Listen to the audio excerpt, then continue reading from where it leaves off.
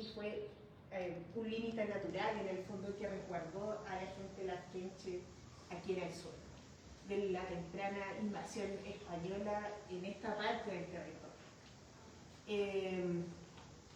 Y bueno, y es por eso que les voy a mostrar algunas fotos del territorio para que ustedes se imaginen un poco cómo es este lugar del sur de Chile, que es un lugar quizás diferente acá porque es lluvioso, es húmedo, tenemos muchos días nublados, entonces básicamente esto. Y bueno, este proyecto fue posible gracias también a que ganamos un financiamiento del Fondo Nacional del Fomento del Libro y la Lectura, y también se creó una asociación, un nexo, un vínculo con la Asociación Indígena Huayquilarquén, que es una asociación de educadores tradicionales y que debido a esta demanda sentida de materiales que estén contextualizados al territorio, ellos nos apoyaron y también nos dieron feedback de sus necesidades educativas en el aula, en este territorio. Porque, ¿qué es lo que pasa? Que los materiales educativos que distribuye el Ministerio de Educación son materiales que generalmente están centrados en territorios como Temuco, que es, podríamos decir, como la capital de Huaymapu en la parte de Chile. Entonces hay otras variantes lingüísticas, también hay otra historicidad, hay otro tipo de espiritualidad. Entonces, el fin de este libro es más que nada crear material educativo contextualizado a lo que se necesita en el territorio. Entonces, bueno, este libro lo lanzamos recientemente y uno de los propósitos era ser distribuido entre los educadores tradicionales del territorio y autoridades tradicionales como Ñempines. Ñempines es una persona que preside la ceremonia del Guillatún, que es una ceremonia donde se pide anualmente por buenas cosechas, que haya salud. Y acá están las autoridades tradicionales, que son dos Ñempines, y él es un lonco, del Yanquimán. El lonco es se podría decir, el cacique de una comunidad. Entonces, él es el lonco cacique de una comunidad determinada, y también allá hay una educadora tradicional quien va a impartir estos conocimientos en las aulas. Entonces, nosotros, a raíz de los relatos, porque nosotros fuimos a las comunidades de ellos a hablar de la historia del territorio, a consultarles también con las tradiciones que había en el territorio, y a raíz de los relatos se armó este libro que en realidad es autoría de ellos. O sea, ustedes, voy a pasar el libro, pero cada relato está organizado desde los tiempos antiguos a la historia más contemporánea, y ellos en este caso son los autores. O sea, nosotros transcribimos sus voces, editamos un poco los textos para que sean leíbles de alguna forma, y la verdad que nosotros como editores tratamos de que las voces de ellos estén presentes y para que los niños conozcan estas palabras de las autoridades de su territorio. Entonces, bueno, ahí tenemos a las Ñempín, que son, como decía, quienes presiden esta ceremonia del Guillatún. Se podría decir que son como una especie de sacerdotes, o son los que oran, hacen rogativas para que haya mejores cosechas y haya lluvias, por ejemplo, y sea un año bueno. Y este es el Guillatún, o sea, el Guillatúe, que es el lugar. El Guillatún es la ceremonia y ese es el espacio ritual mapuche. Y se hacen rogativas, se hace un baile que se llama el Purrón, y se hace alrededor del Rehue, que es este el rehue puede ser un árbol que generalmente es el canelo o maqui, pero son árboles sagrados dentro de la cultura mapuche. Y bueno, la gente maqui, que es una especie de bellota pequeña de color morado muy intenso y que es un árbol sagrado, ¿sí? Es un árbol local del sur de Chile. Por lo menos yo no lo he visto en otros lugares, pero se usa como una especie de altar en este círculo que es el guía Tour. Y bueno, estos relatos también debo decir que se recabaron a través de Lucham. El Lucham es un género discursivo mapuche, en este caso, que es una conversación que debido a esa extensión, porque puede durar horas, se remonta al pasado, y dado que se remonta al pasado, se remonta a la historia mapuche. Entonces nosotros, cuando fuimos por las comunidades a hablar con las autoridades tradicionales, sabios y artistas mapuche, lo que hicimos fue ocupar el Lucham como un método de investigación, de alguna forma, porque la verdad es que llegábamos en la mañana, mediodía, ellos nos esperaban muchas veces por un almuerzo, nosotros llegábamos también con cosas a modo de agradecimiento, nos tomábamos un mate y estábamos toda la tarde conversando. Entonces eran conversaciones de horas y que transitaban por diversos temas, temas muy cotidianos como puede ser, no sé, cómo está su chacra, o cómo está su familia, y de ahí íbamos transitando hacia el pasado y preguntándoles por el lugar. Depende también quién sea la persona, porque las autoridades tradicionales tienen información histórica sobre los diferentes guiatubes, por ejemplo, del lugar. Guiatubes que incluso hoy en día ya no existen. Entonces nuestro fin también dentro del proyecto fue reconocer estos lugares de importancia cultural para también territorializar el territorio mapuche. ¿Qué es lo que pasa? Que cuando hay un guiatube o un estuvo o cementerio, quiere decir que eso es territorio mapuche. De hecho, para la legislación chilena también. Entonces, nosotros usamos el Lucham, esta conversación extensa, como el marco discursivo, en este caso de la memoria y historia mapuche. Entonces, a raíz de estos Lucham, nosotros también realizamos una cartografía como documentado de los guillatubes, estos lugares ceremoniales, también los camaricún, que también son lugares ceremoniales, también de los estumas, aquí en esta otra cartografía, y los cupalmes. Los cupalmes son, como podríamos decir aquí, los clanes familiares. Entonces, reconocimos quiénes eran los antiguos loncos o caciques del territorio, y reconociendo estos antiguos loncos y caciques, reconocimos sus descendientes a través de sus apellidos. Y esto tiene como fin, de alguna forma, que los niños en las escuelas también puedan decir: yo soy descendiente de este lonco, de este antiguo cacique. Entonces mi historia está situada en este terreno. Entonces demarcamos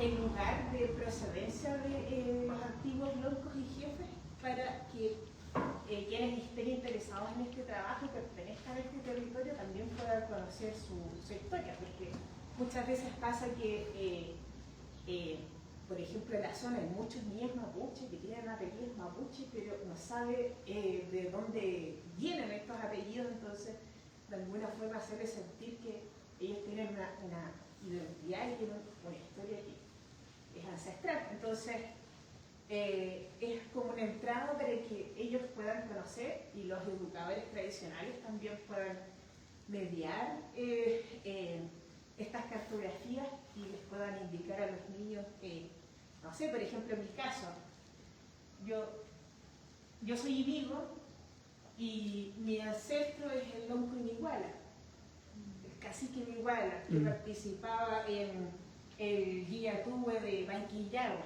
que eso también se detalla en el libro. Entonces, de alguna forma los niños pueden rastrear su procedencia, su origen, y qué importancia tuvieron sus abuelos en el territorio. Entonces, eso es lo que buscamos con esta cartografía, y Piam, que significa son relatos que de alguna forma son, no sé, desde la visión occidental pueden ser reconocidos como relatos míticos, pero que para el mundo mapuche son relatos históricos reales y ancestrales, y que tienen relación con la espiritualidad también. Entonces,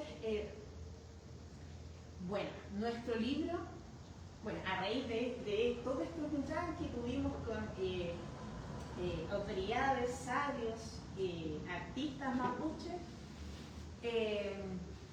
transcribimos estos luchán, los organizamos según determinada información, pero en primer lugar nosotros lo organizamos debido a criterios históricos. Entonces el primer capítulo se llama Pucuifique, Muchán, Capú, Lafquén, Chihuitín, Relatos Antiguos de Historia de la Gente del Mar. El segundo, y bueno, aquí partimos desde la historia más antigua, desde el inicio del guillatube más antiguo del territorio, que es el Muchán más antiguo que tenemos, hasta lo más contemporáneo, que es, son Muchán por la lucha de la defensa del mar, que es una problemática que aún en el territorio es relevante, porque hay una celulosa, una empresa celulosa que quiere botar sus desechos en las costas de este territorio, lo que de alguna forma va a acabar con la vida costera, la fuente de trabajo de los lafquenches, de la gente del mar, que es la recolección de algas, de mariscos, la pesca, y porque también el mar es un alimento, o sea, es alimento, pero también es medicina, porque incluso el agua, la arena sirven para hacer lahuenes o remedios. Entonces, toda la vida de la gente lafquenche del mar gira en torno al mar. Entonces, también de alguna forma quisimos hacer ese alcance, porque es una lucha que está vigente y que en el fondo la celulosa quiere seguir en el territorio y está a la espera de un descuido para poder instalar un ducto con estos desechos. Entonces, en el fondo también para que los niños estén al tanto de la importancia y de las luchas actuales también que hay en su territorio. Y el tercer capítulo se llama Espiritualidad de Tradiciones, que tiene que ver con estos aspectos del guillatún, de esta ceremonia mapuche, del Año Nuevo mapuche, o cambio de ciclo. Año Nuevo es una mala traducción, pero es Hueñol Chipantu, que es la vuelta del sol, significa en Mapudungun. También es conocido como Huechipantu, pero es la castellana, es como la traducción de Año Nuevo, que no es correcto.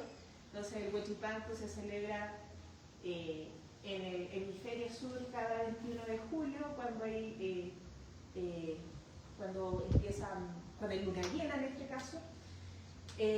Y bueno, hablamos de aspectos que tienen que ver, que están involucrados en estas ceremonias, como la comida, la preparación de las rogativas, qué es lo que deben hacer las personas durante estas fechas, en el fondo para que los niños estudiantes puedan conocer cómo practicar estos ritos también, y ver también lo hermoso que hay detrás de todo este conocimiento. Entonces, de alguna forma quisimos poner eso, la espiritualidad también y las tradiciones vinculadas a lo cotidiano, porque no solamente en las fechas determinadas como el Guillatún o el Huechipantu, donde se practica la espiritualidad, sino también en las tareas cotidianas. Entonces, también hay relatos que tienen que ver con eso. Y el último capítulo, que se llama Enseñanzas del territorio Larquenche y del Valle de Mariquina, este es un capítulo donde hablan más los educadores tradicionales. Ellos dan directrices de cómo se podría, o cuáles son las necesidades que hay, las necesidades educativas que hay dentro de las aulas en este momento. Bueno, también hay algunas directrices para mejorar, pero también se habla de cómo era la educación antiguamente en las escuelas chilenas, porque fueron un hito importante que marcó mucho a los niños mapuches, fue la entrada de las misiones mujeres. ¿Por qué? Porque ahí se les prohibía hablar mapudungún, muchas veces se les acomplejaba por su origen. Entonces eso marcó un hito en tanto muchos padres dejaron de enseñarle mapudungún a la lengua mapuche a sus hijos porque iban a ser discriminados, y porque la escuela también les pegaban muchas veces porque hablaban su lengua. Entonces de alguna forma también están esos relatos para explicar por qué ha habido una pérdida de la lengua mapuche y cuáles son las respuestas quizás o las tareas que quedan para seguir revitalizando. Entonces, bueno, y al final del libro hay un glosario con los términos que están en mapudungún en los relatos y algunos documentales con artistas del territorio. Y bueno, esta es nuestra página web, donde ustedes pueden ver los documentales. Son 4 documentales con 2 poetas mapuche. Una se llama Eliana Huilquillanca, que estuvo en una de las presentaciones que tuvimos en Chile del libro, y la otra poeta se llama Juan Elisa Menjetillán, que también relata, tiene algunos muchachos con nosotras, y nos relata la historia de su territorio, y también con 2 artistas del territorio, que es Alejandra Bustela, es una Caspe, que es una persona que hace telar, y María Yancafil, que es pintora y educadora tradicional y usa también su arte para enseñar a los niños. Entonces ahí está ese código QR para que ustedes puedan ingresar ahí.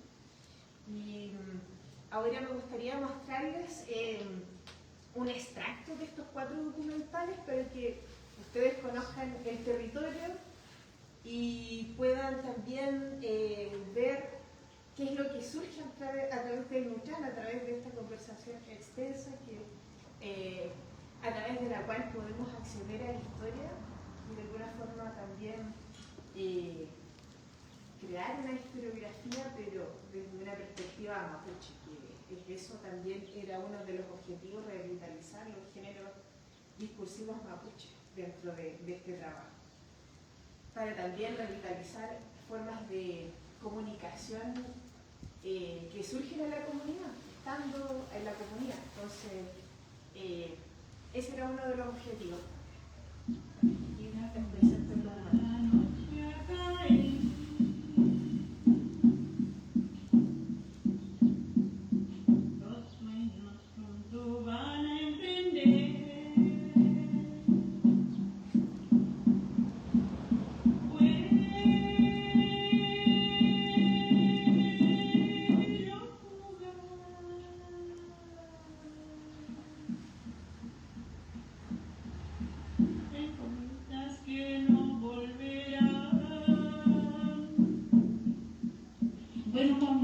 empecemos a hablar un poquitito de tu libro, mi libro, tu último libro. Mira, se llama Licáncula, ¿ya? Porque en homenaje a las piedras, porque mi trabajo con piedras ha sido también un encuentro con el mito de las piedras, con la energía del sentido que, claro,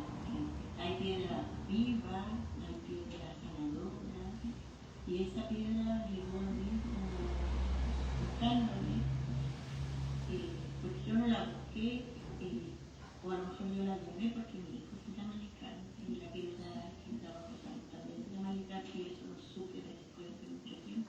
Después de que mi hijo le pusiera un nombre, Licar y todo eso, sabía porque existía una piedra que se llama Licar, pero yo no sabía que precisamente esta piedra que estoy trabajando se llama Licar.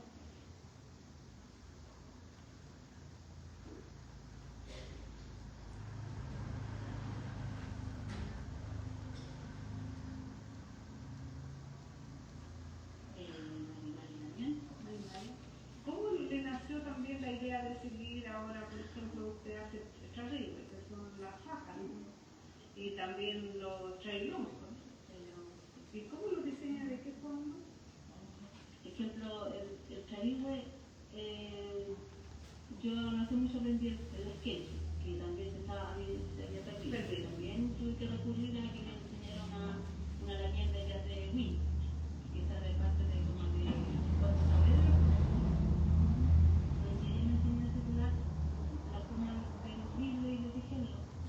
Y después ya los otros igual fueron como el tubo, que uno siempre sabe que es como más representativo de la paja, que para mí como la protección de la mujer, no así como para otros lugares que tiene otro significado. Entonces igual hay que tener mucho. ¿Y el significado del trabajo con las quince? He averiguado que eso dice que por el tema de que hay muchos cerros, entonces son los copillos.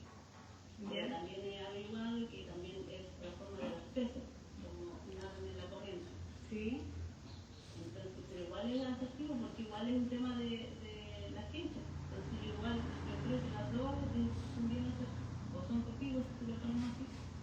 Sí, se Y si lo pones así, es peso. igual también he escuchado que también son útiles por el tema de la mujer, ese solito. Porque también es una tela. También. Entonces, igual, y como uno lo pone aquí, es como la protección a la mujer. Eso no solamente es bueno, sino que es para protegerte todo tu vientre, porque más cuando tú estás en el tiempo de procrear y es una forma de proteger tu vientre.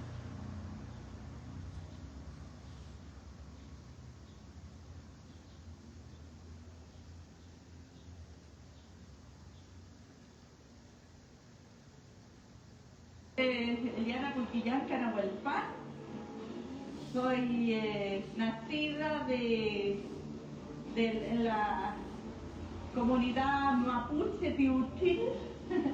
Piuchil Mapu, mi Tubut, que la gente no se sentía toda comprometida, si era falta de acuerdo, en el sentido de que si estaban en Illapel, lo principal hubiese sido la defensa del mar y ponerla en el... Entonces me recuerdo todos esos análisis.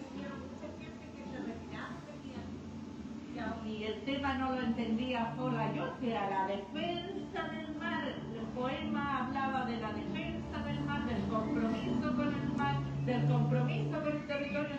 Mari los Micheles, en Chile Eliana Cuchillán Carrión, plegaria del mar amenazado, de Winnie. Son mis murmullos que van y vienen suplicando, no a los destructores del paisaje, que no pisen esta tierra.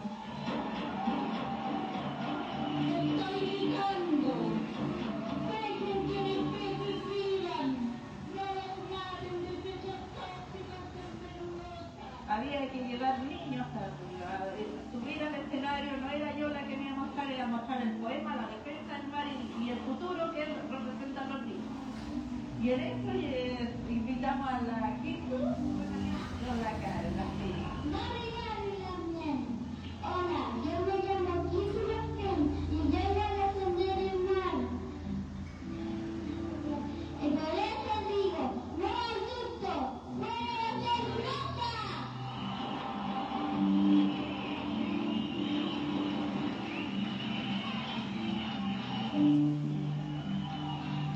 No digo bien.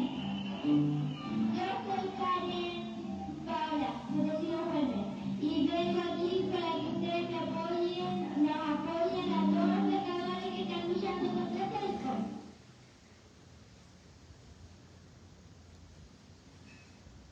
Bueno, que es cierto, la empresa celulosa que quiere meter su gusto al mar.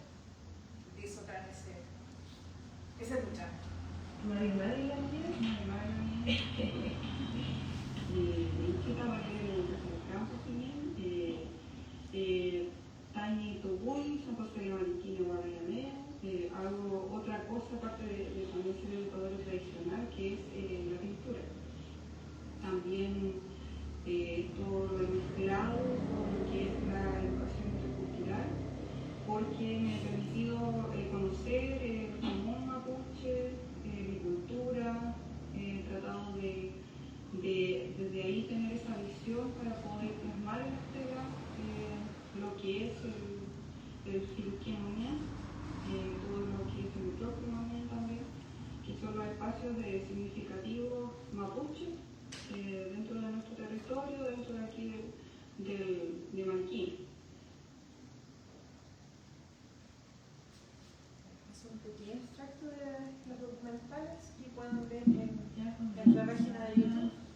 Sí, gusta. Y bueno, aquí están los nombres de todos los autores, autoridades tradicionales, que son, bueno, autores del libro y que también están también aquí en la tapa interior del libro, por si quieren leer sus relatos. Y bueno, también lo último para finalizar y que quizás comencemos nuestro luchar es comentarles que si escanean el código QR pueden descargar el libro gratis. Y también que, bueno, van ahí, pinchan, por ejemplo, pinchan aquí, en esos 3 puntos, y está la opción de descargar para que ustedes, si gustan, puedan leerlo, estudiarlo. O está la opción para visualizar directamente en la página. Van a estar las cartografías, un poco lo que yo les he mostrado. Y también comentarles que, bueno, este libro fue coeditado en Argentina, en Puelmapu, y que también pueden encontrarlo en la página de GEMAS, que es un grupo de investigación que se dedica a los estudios subalternos y que está compuesta por diversas investigadoras que se dedican a los estudios indígenas en Puelmapu, Argentina. Y que bueno, esas son nuestras redes sociales, por si quieren seguirnos, quieren seguir el proyecto. Esperemos que esto crezca, porque la verdad es que quedaron muchos cabos sueltos, por ejemplo, trabajar los topónimos del lugar. Hay muchos topónimos que se conservan y que han modificado de alguna forma un poco su significado, otros que se han perdido. Entonces esa es una de las tareas que nos quedan también, trabajar el tema de las artes visuales también, que de alguna forma está aquí, pero la verdad que a raíz de este trabajo ha quedado mucho por hacer de parte de nosotros, y también queda la tarea de mediar este libro porque está recién salido del horno. Entonces también queda acompañar a los educadores tradicionales en las aulas para ver cómo implementar didácticamente o crear didácticas para que este material sirva. Entonces, eso, muchas gracias por estar aquí, por escucharme. Rubén, Manuel, no sé si tienen algunas preguntas, quisieran expresar sus reflexiones, pensamientos respecto a este trabajo o dudas.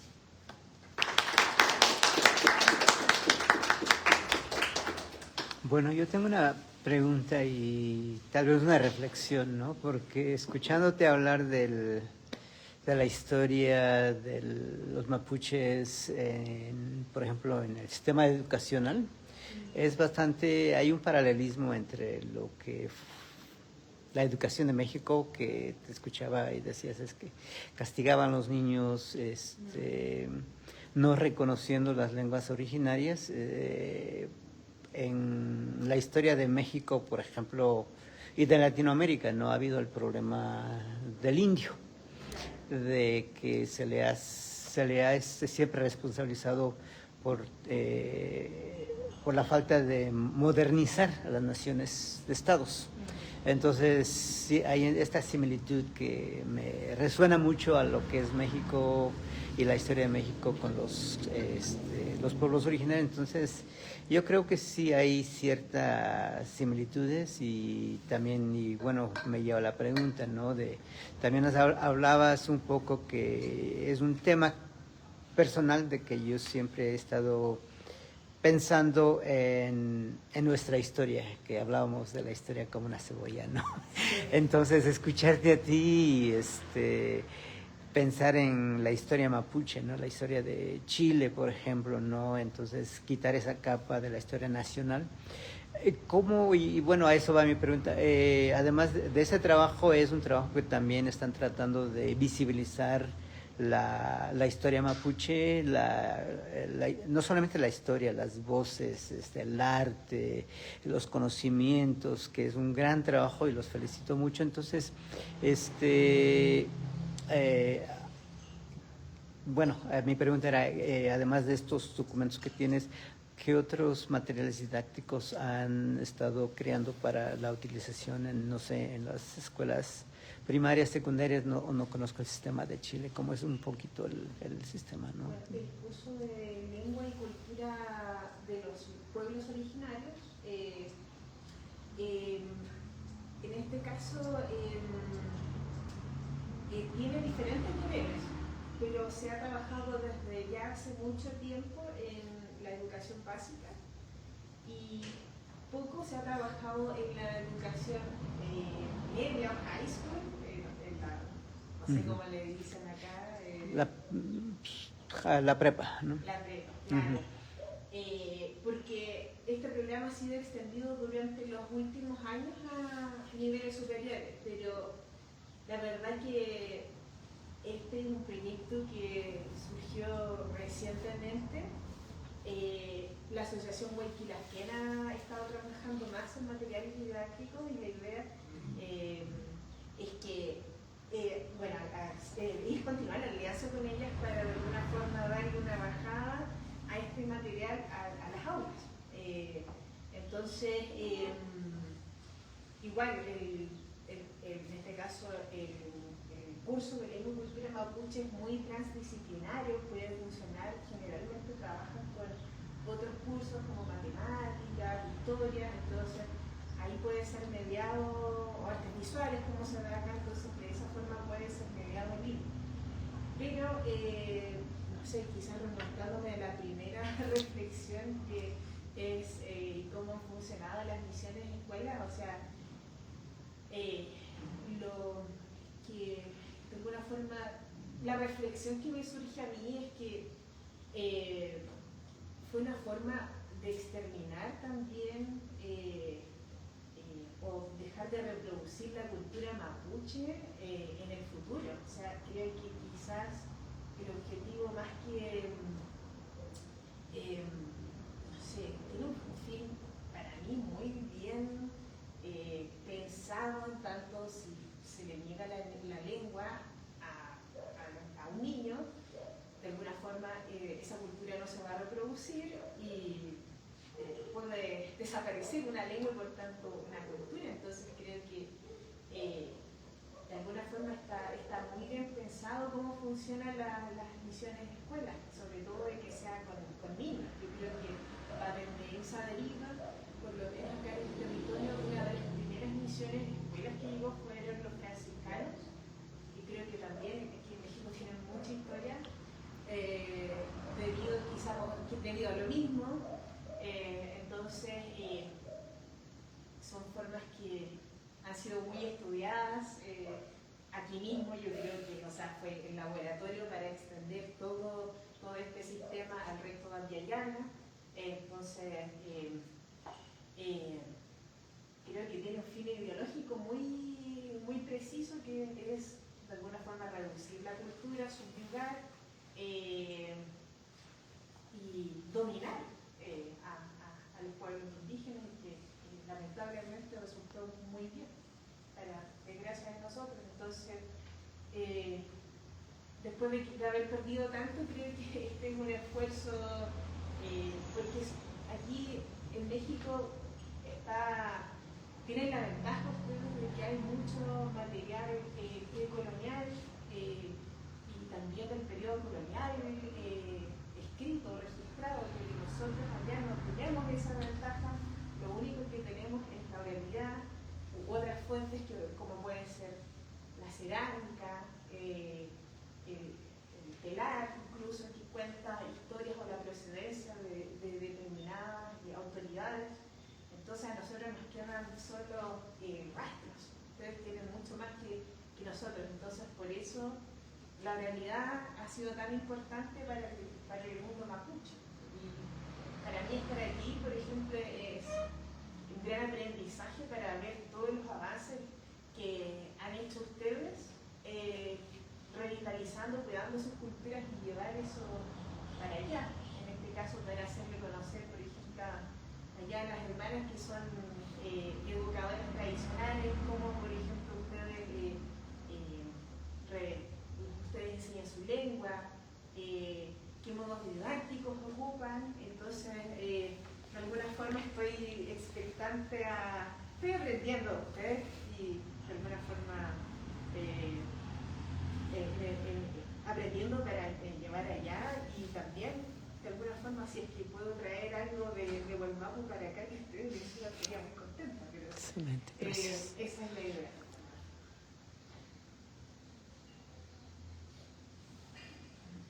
Fíjese, en primer lugar, le felicito bastante. Por otra parte, usted acaba de comentar algo bastante importante, enorme importancia le cuento a sus últimas palabras, de que en México tenemos una, a lo mejor enorme ventaja por lo que tenemos aquí, para elevar la calidad en el trabajo a usted se refiere. Sin embargo, también es una lástima, me voy a incluir, que muchos de nosotros no consideramos lo enorme que tenemos para mejorar y hacer un buen futuro en cuanto al trabajo. Y es una pena enorme. Estamos sentados sobre una base grande como para hacerlo enorme. No lo hacemos.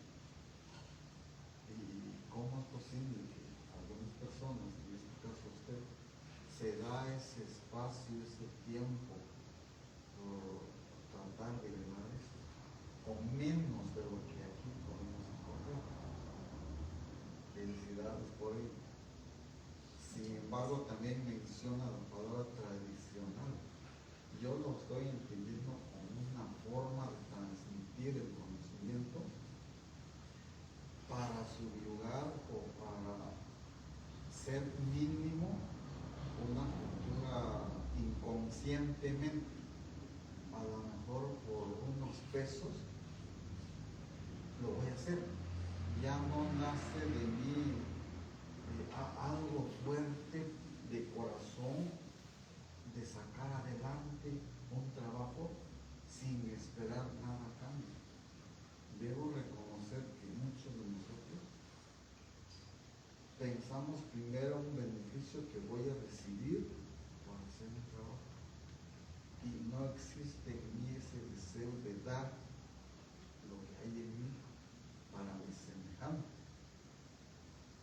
Entonces es mayor la felicidad, la felicitación, mejor dicho, hacia su persona, porque se da el tiempo para a lo mejor concientizarnos, algunos, pero no solamente nosotros, pero también hemos sido un poquito necios, tercos en aceptar nuestra realidad, es decir, yo tengo la manera, simplemente no lo hago.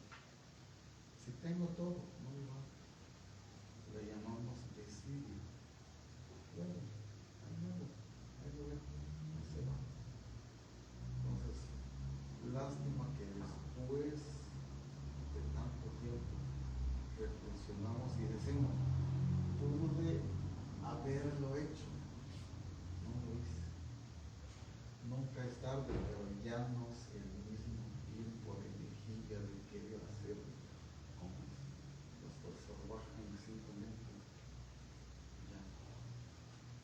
Creo que lo felicito muchísimo por ese, tal vez no intento, sino que deseo de sacar un trabajo adelante y querer transmitir ese deseo por trabajo hacia nosotros, ¿no? Muchas gracias. Hablo más por mí, ¿no? Pero sí hay personas que están con todo felicidad. Muchas gracias. Sí. Bueno, debo decir que tampoco soy la única que está dedicada a este tipo de trabajo. Faltan más personas, obviamente, pero creo que es un método que, bueno, por lo menos yo, el método de Buchan, también yo lo he aprendido de la literatura mapuche, de un amigo en particular que se llama Bernardo Calipán, que es un poeta y escritor mapuche, y que él hizo un trabajo muy similar en su comunidad, sin este deseo de, simplemente por el deseo de querer también recuperarla, o no recuperar, sino que registrar la historia de su territorio. Hizo algo muy similar y sin ningún peso. Tuvo después la fortuna de ser publicado, pero fue un trabajo también de años. Esto también ha sido un trabajo de años. Afortunadamente, igual a nosotros nos financiaron para poder viajar porque las distancias son largas y en ese tiempo tampoco teníamos una buena situación económica como para costear estos viajes, pero tuvimos la fortuna de poder estar ahí, y si uno tiene esa posibilidad, ¿por qué no hacerlo? O sea, también hay que entender que, claro, o sea, está la voluntad que quizás ustedes están más cerca, es más, es posible hacer un trabajo como esto de forma más fácil, pero allá en el territorio, sobre todo el clima es bastante crudo, porque estamos casi todo el año en invierno, pero así todo, muchos ramieres, en este caso, yo digo autoridades tradicionales, pero son, en el fondo, para resumir, que son yempines, son autoridades espirituales o sabios. Ellos tuvieron la disponibilidad también, la generosidad también de entregar sus conocimientos, porque también muchos han sido usados, a veces sin ningún reconocimiento. Entonces, tuvimos la fortuna de que todas las cosas se dieran también. Así que, eso. Muchas gracias por sus palabras.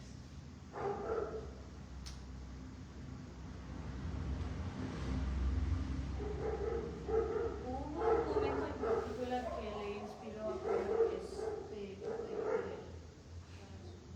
O sea, como dije, lo primero fue este poeta que es mi amigo y que hizo un trabajo maravilloso también, más que un trabajo literario, pero también histórico. Entonces, cuando yo vi que él, llevando las conversaciones con diferentes personas de su comunidad, logró de alguna forma construir una historia de la misma, solamente rescatando sus relatos. Yo dije, esto es posible. O sea, siendo detallista, buscando detalle a detalle, de alguna forma, se puede crear una línea, una narrativa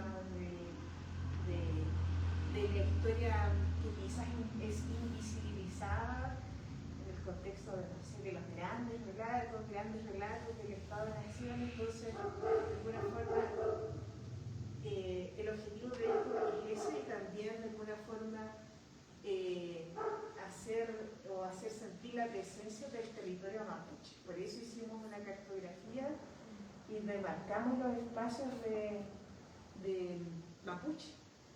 En el fondo, para que la gente conozca que está en un territorio mapuche, que muchos, sus abuelos nacieron ahí.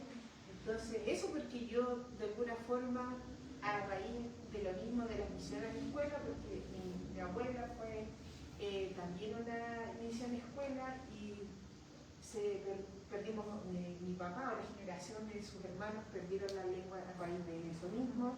Entonces, yo no conocía mi historia, sino que empecé a conocerla a raíz de que empecé a ir al Guillatúe, empecé a involucrarme con otros laguíes, con otros hermanas mapuches, y de ahí, a raíz de esas conversaciones, pude conocer, por ejemplo, quién era mi tatarabuelo, y que también había sido importante en el lugar, pero que también habían otros tatarabuelos que habían sido importantes en este territorio, y que mucha gente que yo conocía que tenía esos apellidos no tiene idea. Entonces creo que es también la necesidad de buscar un origen, una pertenencia.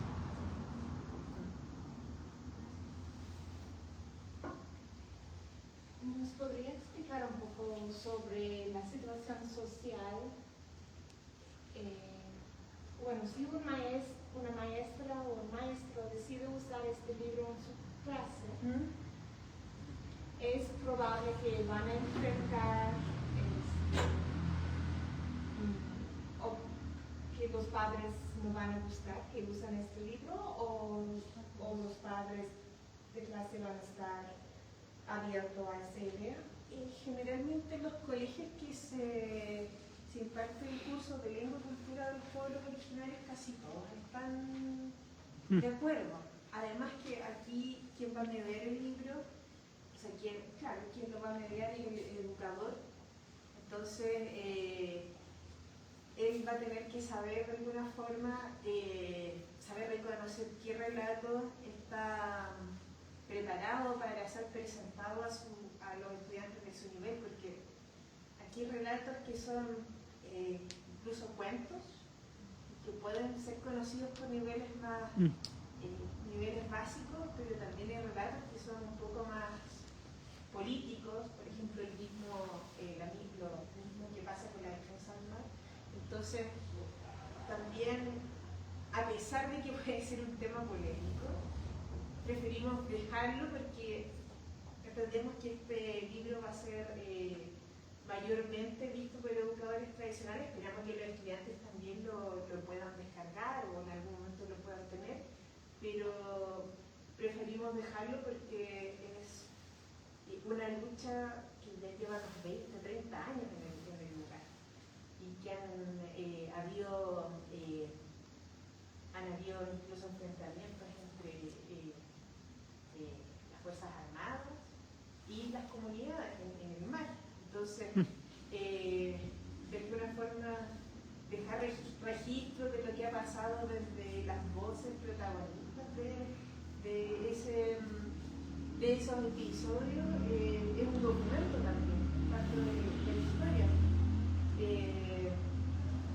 Entonces, preferimos dejarlo a omitirlo porque es algo muy atingente y es un tema muy importante hasta los días de hoy. Entonces, eso. Yo creo que la segunda etapa, porque quizás si ustedes ven el libro, son muchos relatos pequeños, es crear material didáctico para trabajar con estos relatos. Pero eso toma un poco más de tiempo. Yo veo que aquí ustedes están haciendo eso, que los veo cómo trabajan, y se me ocurren también muchas ideas, por ejemplo, de cómo quizás, no sé, hablar de un Yenmapu, o que es un espíritu del territorio en específico, para que los niños puedan conocer quién es como el patrón del territorio. No es patrón, pero para que ustedes lo puedan entender de alguna manera, sería como algo así. Entonces, eso va a ser. Bueno, más que nada, también como dijeron los maestros y los profes, que felicidades por este gran proyecto, porque para mí, que yo soy, bueno, que mi papá es de Nayarit y que es de Arica, y lo que pasó es que se perdió su lengua, y aparte, pues ahí se hizo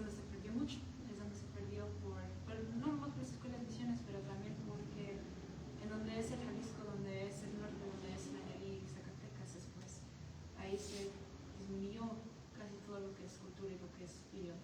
Entonces, para mí también, para mí era demasiado como impresionante y también para mí como muy emocionante poder no nomás notar, pero también conocer lo que es hacer, como comentó el maestro, que se puede hacer con tener como no tanto recurso, pero también que la comunidad también está de acuerdo con percibir y no nomás percibir lo que se conocía como conocimientos que se dan, pero también el conocimiento de lo que es contemporáneo y lo que es más importante ahorita. Entonces lo que también me resaltó mucho es la inclusión de los videos de los niños y la gente comentando de la belleza del mar. Y también para mí eso fue también no nomás eso, pero también enfocarse y también lo que era el documental, enfocarse en lo que es ser mujer y ser mujer mapuche y los diferentes conocimientos de las mujeres. Por ejemplo, lo que estaba comentando de la mujer una de las mujeres que teje, no tal sé su nombre, pero que hizo algo para proteger a la mujer, que se ve como un cinto que va aquí por el cinturón. Entonces, para mí, yo nada más quiero decir pues como todo el agradecimiento que tengo y comentar mi privilegio en estar aquí como estudiante, pero aquí es donde me surge la pregunta de qué es, como por ejemplo, como me comentó usted mucho de las mujeres y también lo que salió ahorita en el video y también en su presentación. Para usted, ¿qué es el papel de la mujer en este proyecto y cómo resalta ese papel y cómo es empoderar a la mujer en este proyecto? Pues la mayoría, o sea, yo y la otra editora somos mujeres y la mayoría de los educadores tradicionales son mujeres. Hay muy pocos hombres, no sé por qué, no sé si el rol de la educación está feminizado. En alguna manera en el contexto mapuche sí y no, porque también se enseñaba a través de las tareas domésticas, por ejemplo, como, no sé, moler trigo, el mismo oficio del huichal, del pelar, se enseñaba en el día a día, pero también, sobre todo los abuelos, eran transmisores del conocimiento. Entonces, no sé si en el mundo mapuche en sí eso está dividido, porque los adultos mayores, los hombres igual enseñaban, o sea, dependía de la tarea en sí, pero se enseñaba en la cotidianidad, ¿no? Que eso es también quizás algo que es un poco controversial a cómo es la educación escolarizada, que es en una sala de clases, y que la verdad que para que poder enseñar bien la cultura mapuche debe hacerse en una ruja, en un espacio abierto. Pues igual se hace, pero no es tan recurrente porque no se puede estar saliendo a cada rato de la sala de clase. Pero sí, o sea, me parece que también el rol de la mujer mapuche también, bueno, se demuestra también en las poéticas de las poetas mapuche que están y que son defensoras también del territorio. Entonces, de alguna forma, bueno, también las mujeres indígenas han sido reducidas también, así mismo como los territorios.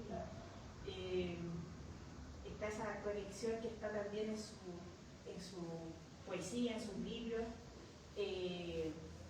donde ella, bueno, también hablan también, por ejemplo, de la espiritualidad, la importancia del mar, o la importancia de sus comunidades. Entonces, la labor de la mujer está enfocada en la defensa del territorio, pero también en la enseñanza desde siempre. Pero no solamente, creo yo, que no es exclusivo de la mujer, sino que también de los mayores, los hombres igual tienen esa capacidad de hacerlo. Entonces, quizás no hay como una clara distinción de roles, sino que en el fondo todos pueden hacerlo de alguna forma. Sí.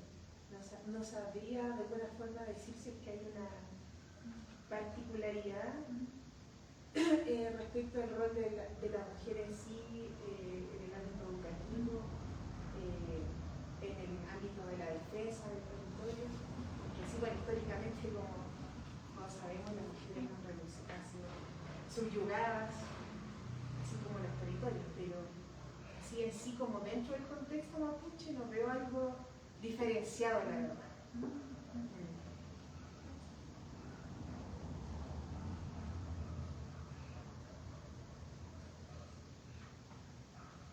Tengo una pregunta. Yo, como historiador del Imperio Español, pues tengo un poco menos conocimiento del contexto del Cono Sur, pero abarcando la historia, algo que lo poco que yo sé y también menciona el contexto de Argentina, ¿tiene algún pensamiento de cómo encaja tal vez la historia más tradicional? Un ejemplo que yo tengo es cómo se piensa los mapuches por ejemplo, Calfucara, el cacique, Calfucura, o cómo se abarca ese tema en su investigación de alguna manera, en esa historia tradicional, entre comillas. Es que Calfucura es un lonco, un cacique, sí, más del norte. Okay. Entonces, por eso que no está mencionado en este libro, pero sí, por ejemplo, hay una corriente historiográfica que está compuesta por historiadores mapuches que también usan estos métodos de investigación de la oralidad y que tienen un grupo que se llama la Comunidad de Historia Mapuche y que ellos trabajan la historia desde una perspectiva no tradicional, quizás la contrahistoria a la historia oficial, y que de alguna forma develan, por ejemplo, lo que ocurrió en la campaña del desierto, no desde la perspectiva, en este caso, del Estado argentino, sino desde la perspectiva mapuche, y también la pacificación de la Araucanía, también no desde la perspectiva de la historia oficial de Chile, sino desde la perspectiva mapuche, a través de investigando archivos de testimonios de locos del periodo o de abuelos que tienen conocimiento oral de lo que pasó en ese momento de revolución. Entonces, ellos trabajan con un método similar, pero también con fuentes tradicionales de la historiografía, pero tratando de construir esa narrativa hegemónica. Así que... Gracias.